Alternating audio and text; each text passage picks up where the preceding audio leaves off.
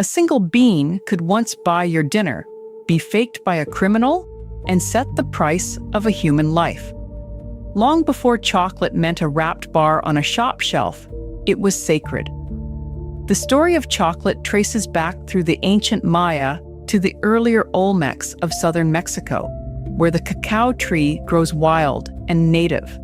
Archaeological evidence suggests that people in Mesoamerica were cultivating cacao at least as far back as 1900 BC. This was not a treat.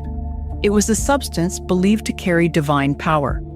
The Aztecs held that cacao was a gift from Quetzalcoatl, the god of wisdom himself. Both the Maya and the Aztecs treated cacao as having divine properties, fit to be poured out in their most sacred rituals. And here is the strange part. In its homeland, chocolate was bitter. The sweetness we now take for granted did not exist. So why would a bitter drink become one of the most prized substances in two great civilizations? The answer is that cacao was not only worship, it was wealth. And that raises a harder question. What happens when a sacred thing becomes money? Part 1. When beans were money. Among the Maya and Aztecs, cacao beans functioned as literal currency, not a symbol of value, the value itself. We know this in remarkable detail because the accounting survives. A 16th century Aztec document records that a single cacao bean could buy a tamale, and 100 beans could buy a good turkey hen. A 1545 price list from Tlaxcala reads like an ancient market menu. A small rabbit cost 30 beans, a turkey egg 3, a turkey cock 300, a good full turkey hen 100 beans, and a single ripe avocado could be had for exactly 1 bean. Think about what this means. People walked to market carrying wealth that could be eaten, drunk, or spent, and cacao's life as money proved astonishingly durable. In parts of Latin America, it stayed in use as currency as late as the 19th century. In Mexico City's cathedral, an image known as the Christ of Cacao received offerings of beans from the faithful. But money that grows on trees invites a very old temptation. If beans were cash, then someone, somewhere, was going to try to fake them. Part 2. The Counterfeiters. They did.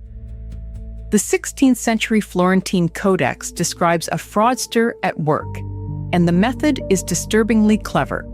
He would empty out real cacao beans, then refill the hollow hulls with a dough made from amaranth seed, wax, and avocado pits. Worthless material, wearing the skin of money. He mixed fresh, good beans together with shrunken and broken ones to disguise the bad in the good. This is counterfeiting in its purest form, the corruption of a currency by imitation. And the crime did not stay in Mesoamerica. Centuries later, and an ocean away, chocolate fraud filled courtrooms. The Old Bailey Archive in London holds 82 chocolate-related trial transcripts involving 113 defendants, stretching from the 31st of May, 1693, all the way to the 4th of September, 1934. Forgery, counterfeiting, fraud. Wherever chocolate carried value, deception followed it. But by the time those London trials were unfolding, chocolate had already transformed into something the Aztecs would barely recognize. Part 3. Sweetened for the rich. Because when Europeans got their hands on it, they changed the one thing that had defined it for 3,000 years. They made it sweet.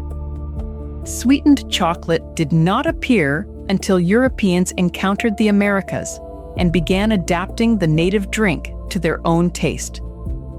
The bitterness that had defined cacao for millennia was buried under sugar, and suddenly, the god drink became a luxury craving. By the middle of the 1600s, chocolate drinking had spread from Spain to France and to England, and it became more than a beverage. It became a scene. chocolate houses opened as social hubs for the wealthy, places to be seen, to talk, to spend. In 1693, the very same year the London chocolate court cases begin, an Italian immigrant named Francis White opened White's on St. James's Street, which became London's most famous chocolate house. But this was still chocolate for the elite.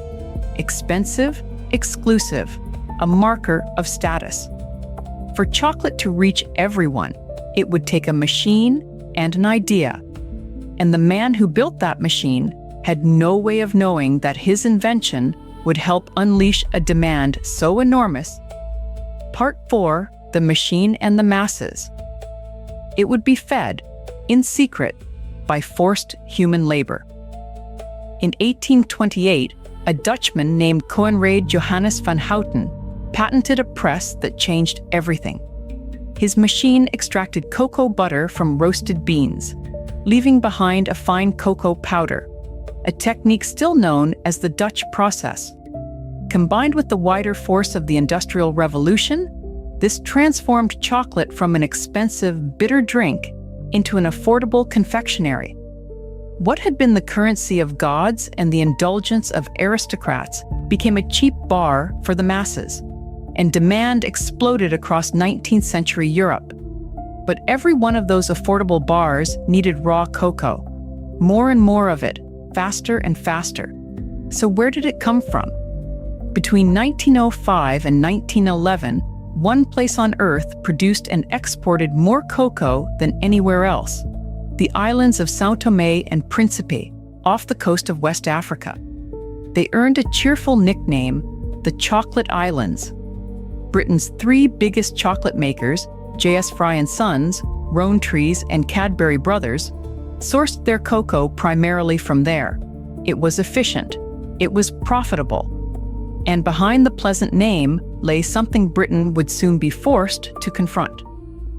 Part 5, the Chocolate Islands. Slavery had been legally abolished in Portugal back in 1761 and in its colonies in 1869. On paper, the practice was long over, but on São Tomé, it had simply been renamed.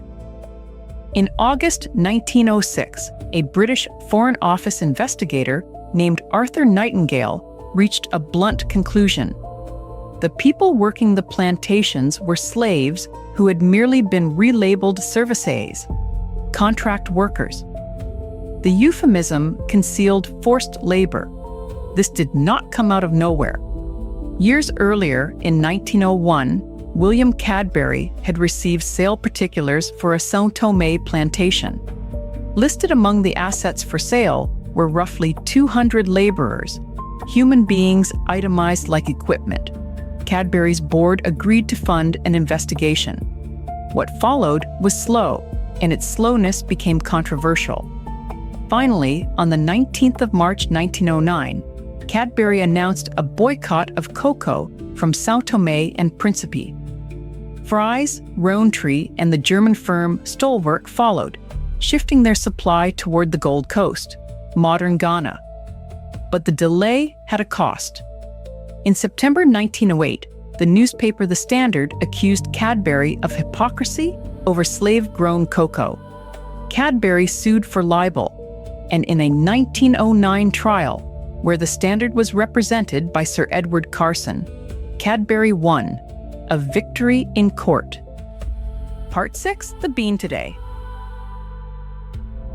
But had the deeper problem actually ended? It had not. The forced labor that shadowed cacao did not vanish with a boycott or a courtroom verdict. It moved. Forced labor among both women and men has been reported on West African cocoa farms in our own time. In 2018, a survey led by Tulane University estimated that at least 16,000 children are forced to work on West African cocoa farms, compelled by people other than their own parents. The economics behind this are stark.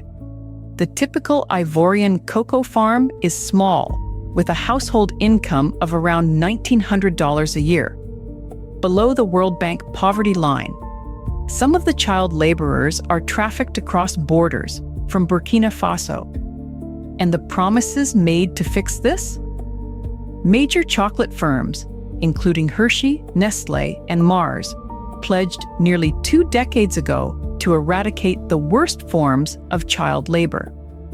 According to the Washington Post investigation, they failed to keep those promises. So consider the whole arc of this bean. It was worshipped as a gift from a god. It was money real enough to be counterfeited. It was used to price enslaved human beings. It was sweetened for kings and then sold cheap to everyone. And through all of it, from the plantations of the Chocolate Islands to the farms of the Ivory Coast, the same question keeps returning. Who pays the true cost of something so sweet? The history of chocolate is not finished. It is still being written, one harvest at a time. If this story raises concerns about forced labor or trafficking, support and reporting resources are available through anti-slavery organizations such as Free the Slaves and the International Labor Organization, and via national anti-trafficking helplines.